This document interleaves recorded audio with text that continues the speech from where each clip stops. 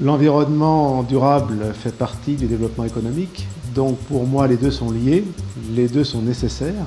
On ne peut pas faire de développement économique sans avoir une responsabilité sociétale, sans avoir une préoccupation environnementale.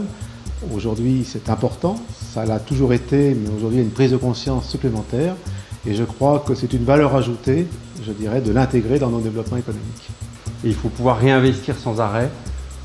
D'abord à court terme pour que le produit reste à niveau et puis se donner le temps d'avoir une vision à moyen terme.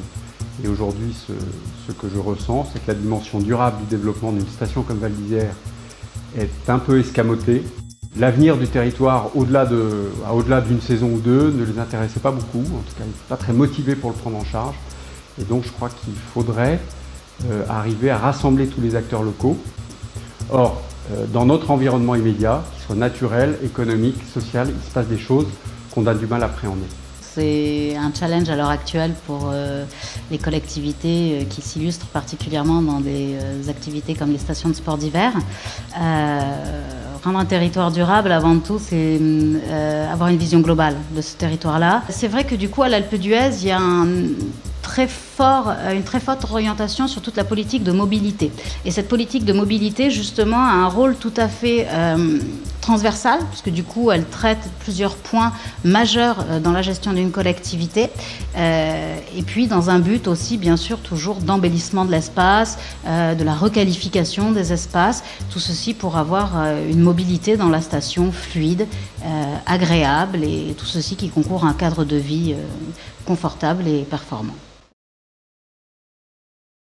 Alors cet outil il a vraiment pour objectif d'aider les porteurs de projets, les collectivités à arbitrer un choix, à vraiment avoir une aide à la décision quand ils hésitent sur un projet. Parce que du coup la mise en scène du simulateur leur permet de visualiser les effets bénéfiques ou nuisibles sur leur territoire.